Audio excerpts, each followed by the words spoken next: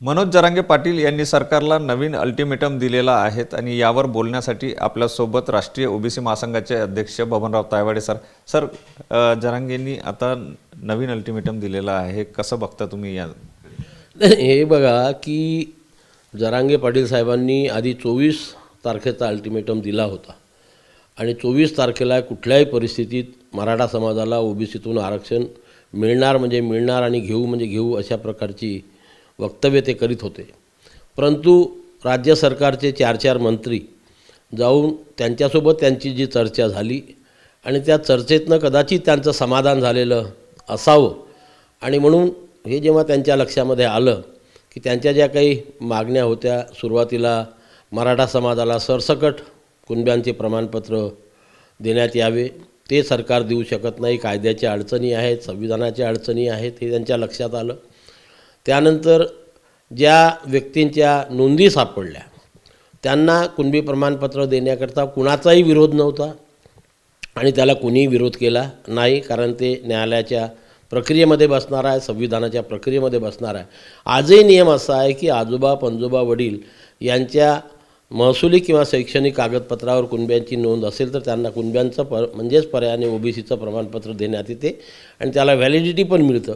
त्याच्यामुळे त्याला कुणाचाही विरोध नव्हता. नंतर रक्तातले संबंध म्हणजेच वडिलांकडील जे काही नातेवाईक असेल त्यांना देण्यात येईल, हे आधीचाच नियम आहे आणि त्याप्रमाणे सरकारने त्यांना सांगितलं की ब्लड रिलेशनमध्ये सर्वांना आम्ही प्रमाणपत्र देऊ.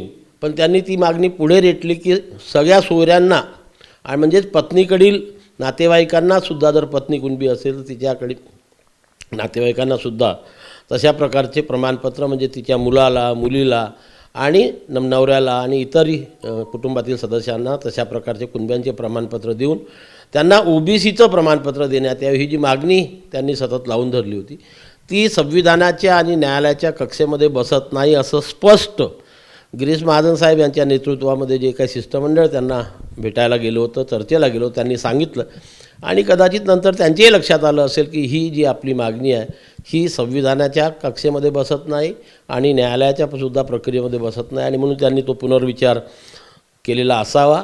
आणि सरकार वारंवार सांगतं आहे, त्यांना त्या दिवससुद्धा सांगितलं की आम्ही क्युरेटिव्ह पिटिशनच्या माध्यमातून 2018मध्ये माननीय देवेंद्रजी फडणवीस यांनी जे आरक्षण दिलं होतं ते कसं टिकेल याकरता सातत्याने प्रयत्न करत आहोत. राज्य मागासवर्गीय आयोगाकडून पुन्हा मागासलेपण तपासण्याचं काम राज्य सरकारने सुरू केलेलं आहे. या 2 गोष्टीमुळे कदाचित त्यांचं समाधान झालं असेल आणि या दोन्ही गोष्टी पूर्ण करण्याकरता सरकारला थोडा वेळ लागू शकतो हे त्यांच्या लक्षामध्ये आलं असेल, म्हणून त्यांनी 20 जानेवारी ही तारीख दिली असेल. 24 तारखेला सर्वोच्च न्यायालयामध्ये सुनावणी आहे, त्यानंतर काय होते ते आता आपण बघू. पण तुर्तास तरी जरांगे पाटील साहेबांचं हे आंदोलन थांबलेलं आहे याचा आम्हाला समाधान आहे. सर, क्युरेटिव्ह पिटिशन कोर्टाने दाखल करून घेतलेली आहे, यातून मार्ग मोकळा होईल असं वाटतंय? आता ते सर्वोच्च न्यायालयाच्या हातामध्ये आहे, त्याविषयी कोणीही टिप्पणी करू शकत नाही किंवा कोणी निर्णयाचा अंदाज आजच्या घडीला बांधू शकत नाही. कारण मागच्या वेळेस निर्णय देताना कुठल्या कुठल्या गोष्टी कमी राहिल्या होत्या, त्या त्रुटीची पूर्तता सरकार कशा पद्धतीने करते आणि त्यामुळे जर सरकार समाधान झालं तर हायकोर्टाने जो दिलेला निर्णय होता तो कायम ठेवेल किंवा त्यांचं समाधान झालं नाही तर सर्वोच्च न्यायालयाने जो यापूर्वी 2दा निर्णय दिलेला आहे तोच निर्णय कायमसुद्धा ठेवू शकतात. त्यामुळे एक्झॅक्ट काय होईल याच्यावरती आज कोणी त्याच्यावरती वक्तव्य करू शकत नाही. नेमकं काय होईल आज सांगता येणार नाही, मात्र क्युरेटिव्ह पिटिशन दाखल करून घेतल्यामुळे काहीसे मार्ग मोकळे होतील असा जो आहे तो विश्वास आहे. मात्र सुप्रीम कोर्ट नेमकं यावर काय सांगते याकडे आता सगळ्यांचं लक्ष लागलं आहे. कॅमेरामन साईसह सुनील ढगे, TV9 मराठी, नागपूर.